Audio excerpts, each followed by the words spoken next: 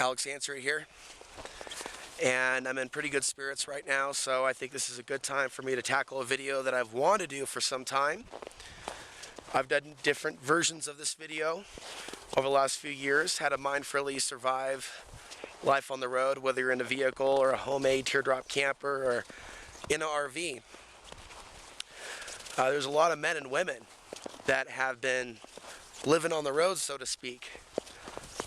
As more and more people lose their jobs, as more and more people seek a freer way of life, and now we have situations with people being booted off their own land, where we're seeing a crackdown on off-grid living. So, for different reasons, we're seeing more people hit the road. You know, what works for me the most is to be in a positive headspace, mind, body, and spirit. And certain things I never really thought about seriously until, say, like the last month. One thing that I've done to make things a little easier for myself, you know, next to making sure that I'm near somewhere where I can shower on a regular basis, is to cut back on caffeine, cut back on sugar. I didn't say completely eliminate it, but cut back on some of those addictions. And I think that, you know, being on the road is not necessarily a great time to be chain smoking. But, you know, for me, coffee, cigarettes, candy bars, you know, things like that, the occasional beer, but not too often. Those things tend to go along with travel. But in particular, for me, smoking, even American spirits. For me, being physically healthy is important. So whether you're getting exercise, right now I'm getting some sunshine. And I also came to a place where I'm walking around for a few hours because I need to connect with nature. I have a hard time with being in the city. So I've made it a goal of mine to experience that state of Zen. Zen, the art of living in my RV. It's also come to my attention recently that my AdSense has been cut in half, and I really relied on that for gas money because I talk about controversial things on this channel, and now my channel is coming under attack from either trolls or from someone or something inside YouTube, or someone with the ability to target my account. So we all have our stories, and for me it's like my story just keeps building to the next story, to the next chapter. I was living in Oregon in a homemade teardrop camper. I upgraded to an RV and I came here to Colorado with the hopes of building my own home off the grid in Costilla County. Costilla County has made some pretty drastic changes to their land use code. It's no longer possible to live affordably without an expensive septic and a well and things like that. So that's changed things for me. And I'm forced to be in a state of Zen. And taking a look at this as a social experiment, you know, I'm going through this, I think, before a lot of other people are going through this. I'm also going through this after other people have gone through this stuff years ago. I'm just documenting this on YouTube. So, using social media to share my alternative media content, which is on a number of different topics, from spiritual to off the grid to highly controversial. You know, I'm also part of this generation where the old world meets the new world, where we have cameras as affordable as the camera that I'm holding now. And I can, you know, use solar power with my new golf cart batteries. Golf cart batteries were paid for with revenue from this YouTube channel. Content that I created actually went to repair damaged batteries. I've been in situations where I couldn't afford solar panels, where I couldn't afford batteries or replacements. And I've been blessed enough to build up just enough subscribers to where a few hundred comes in every month. But now that's coming under attack, and I'm having to find a sense of Zen and peace. But I got to make this video now. And not get too off topic, but I've been living this kind of experience, this lifestyle, for a couple of years now. You know, working well over a decade, restaurants, grocery stores, places like that.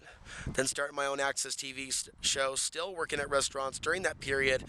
But then during the banker bailout situation, and people becoming a lot more judgmental towards independent thinkers after Obama was elected, I felt society becoming a lot more colder, as well as less jobs and those being connected, being passed up in a world that really doesn't want a conspiracy theorist associated with it. At a workplace, in a relationship, the world really is like that. And so, you know, I've been living this experience for a number of years, from first going off grid to a little old cabin in Estacada, Oregon, to then going to Dallas, Texas, leaving Oregon, to then going to Colorado, 2012, 2013, to going back to Oregon, living in my vehicle for a year, doing my show on Access TV, and my views being so controversial, calling out society, the ongoing zombie apocalypse, that it really offended a lot of Portlanders, and that played a part in people not offering me a job, that played a part in people not offering me a place to park, the controversial nature of this channel. But I wore it with a badge, and I talked about it. Not every day, but I talked about it. You saw me in different states of health based on whether I was able to get a shower that day, really affected by the stress of the city, smoking often, drinking coffee every day, mind you, eating sugar most every day. And so other stresses were magnifying the stresses that were already there. Now I'm starting to understand a year later how some things could be a little bit more manageable. And I remember saying back then on video that, you know, one way to get through the home free experience is to do something that you're passionate about. Cities can help people by, you know, creating a place for men to build something like a building center, and maybe a website for them to sell those things on eBay so they can have some pride as a man. They don't do those things. They're more interested in the welfare state and encouraging people to get involved in the welfare state. Therefore, they're not really helping people. They're adding on to the bureaucracy, to the bigger government paradigm. But it's important for people to do what they are passionate about when they lose their job, for example, and they have all this time open up. And for me, it's been alternative media content creation and bringing spiritual perspectives to a highly complex conspiracy worldview. And there are some people now, only a few, that are in their RV that will talk about things like this and the economy, but mostly people in their RV that are talking about life in their RV and or gossiping about other YouTubers. There's a lot of RVers, a lot of men out there that are drama queens that spend a lot of time trolling other people. It's a symptom of our society, the narcissism, the psychopaths, the sociopaths. Symptoms of our society. And so what I want to promote is a healthier way of looking at things. I'm opting out from the grid, but I'm not on welfare. I actually have a part-time job where I'm working for someone else. And so being able to work for someone else where you have your dignity, whether it's part-time, living in your vehicle, or if you have a talent and, you know, you can, maybe the universe hooks us up with certain opportunities. And I think that's what happened with this particular individual. I think the universe intervened in February of last year that hooked me up with that part-time job. It was really random in how it happened. So I believe that it was meant to happen to help me get to the next level. So connection with spirit, prayer and meditation, putting out your intentions. There may be a way you can make money on the internet. And right now I'm still in the early stages of this. I'm really starting to understand that it's okay and it's within my right to encourage people to contribute to me creating original online content and uploading it to this channel and uploading it to other websites and sharing at my website.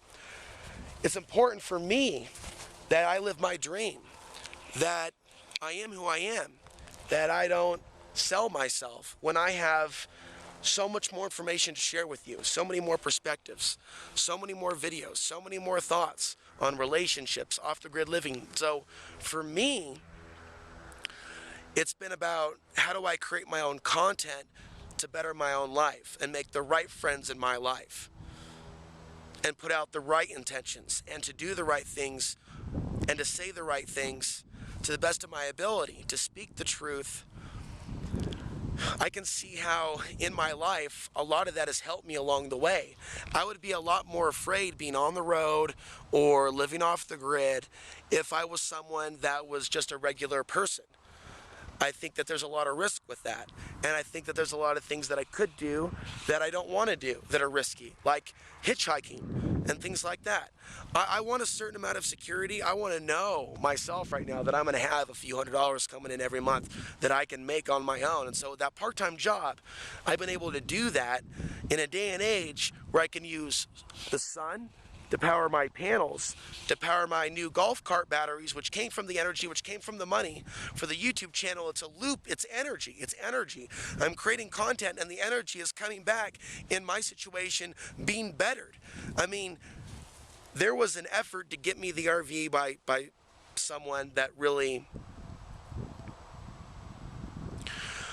was very touched by the videos that I was putting out when I was stuck in Portland. And that was a horrible thing for me to go through. I mean, you can tell the change in my physical health. Just go back a year and listen to some of my videos in Portland. There was so much more despair there. I don't feel that despair here. I have hope. You know, and one of the hopes that I have is to make enough that I can invest in some land. Now, maybe that's not the thing for me, but to better my life in some way, shape, or form. Even if it means investing in a studio space for me to make higher quality videos, maybe some green screen videos. That requires something than my RV. That requires a little rent money. But until that extra money is there, I'm going to keep living in my RV and doing what a lot of people would not do, living in one of the coldest places in North America during the winter, simply because I have the space. I'm actually in the city. They kicked us off out of Costilla County when they changed their land use code, so there's been some setbacks. You can learn all about that in my Costilla County series, but I'm really beyond that at this point. Don't even want to think about it, really. And so, you know, I go somewhere else where I can still look at Blanca, where I can still have this experience, where I can still connect with nature. And I'm not going to let it affect me that there's drugs in this town and problems with police and problems with gangs and problems with theft. And I'm not going to be afraid anymore of being feared as the guy that might look too Persian or the guy that might, I'm often just interpreted as just a regular white guy. And some people hate me for that. Ooh, it's another white guy. Single white guy in an RV. I mean, I really think I look more multicultural than a white guy, but some people are like, dude, you're straight white. I've also had some people say, dude, you look straight Mexican. I've heard other people go straight Persian, straight Arab. I've heard it all. Palestinian, Italiano, Greek. I've heard it all. Fact of the matter is, people are crazy these days with their racial tensions and their illusions of separation. But I'm not going to let that bother me. I'm realizing now that I've always realized that I'm lucky to have what I have. I feel a sense of protection. I feel that, you know, it's really important for us to think about our health. And even though the world can seem to be a scary place, how do we know how long we're going to live? So we got to take care of ourselves. You know, we have to drink good water. We should not trash our bodies. And we should not let these external events occupy our mind, pollute our mind, toxify our mind. We should heal our mind, heal ourselves, and know what's good for ourselves. For me, I know it's good to get sunshine. For me, I know it's good to visit the mountains. For me, I know it's good to no longer live in Portland. For me, I know it's good for me to continue to seek, even though it may be hard, a life off-grid somewhere in the general Southwest or in Colorado. It may not be where I thought it was, but it's like that old Chinese parable, good luck, bad luck.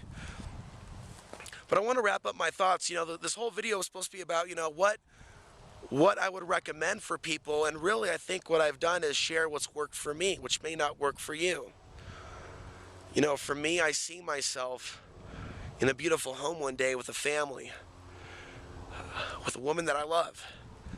It's very different than today's mainstream woman.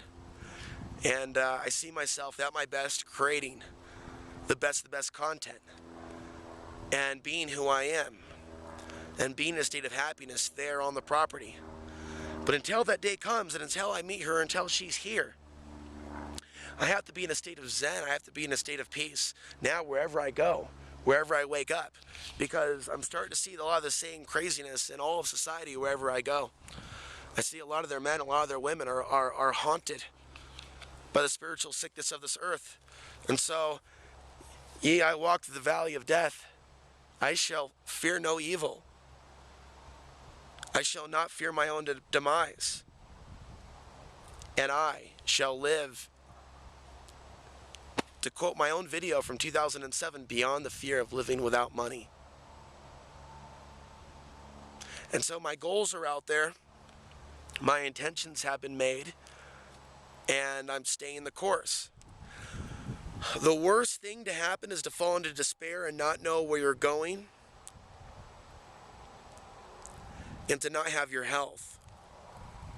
And so it really should be looked at as a blessing if someone has the physical means to remain alive. We only need so much food to live. We only need so much water in our bodies. Our bodies need to remain at a certain temperature. When those things are enough, and when we learn to easily meet those basic needs without being on welfare, but having our dignity, and again, I feel like saying 36 already. I'm not afraid of turning 36 in a month. When you know what you're capable of, when you're already talented at creating something, it makes living off the grid, it makes living out in the world, in a different way that is, so much easier. And so that's what I'm exploring. All the different ways that I can continue to create for myself and embetter my own life by sharing from my heart on this YouTube channel. We've never really been here before in the history of the human species. For the traveling man, for the traveling woman, to hold a $25 camera on eBay, maybe $200 when it was new. To be able to use a computer and Wi-Fi in an RV, of course using propane to heat it, one of those Mr. Buddy heaters, which is on periodically throughout the night.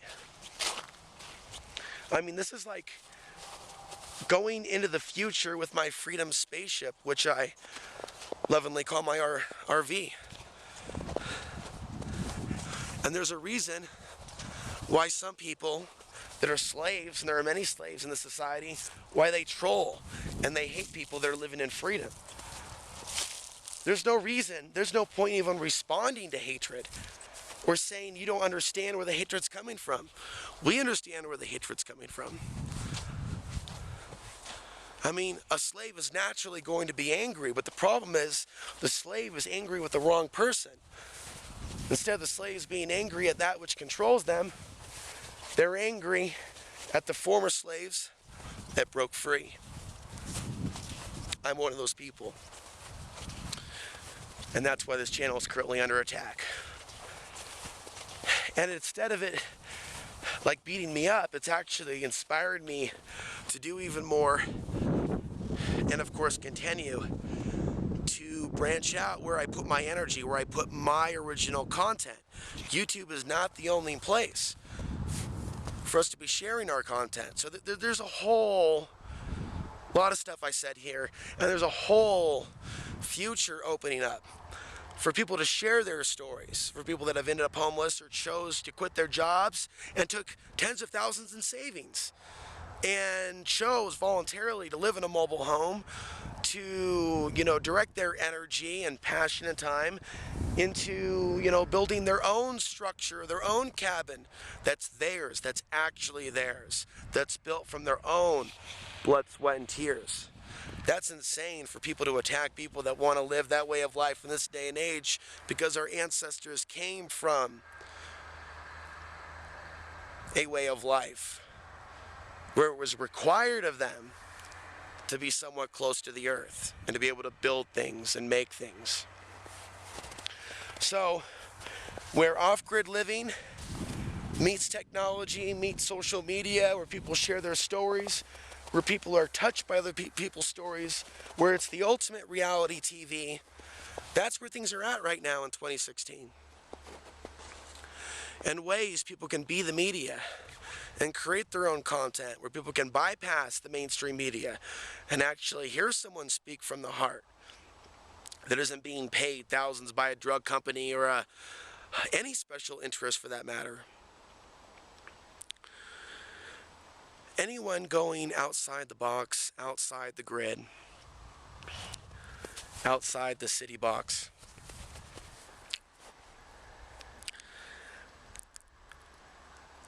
should be able to tap in their own creative potential to create for themselves, to tap into their gifts.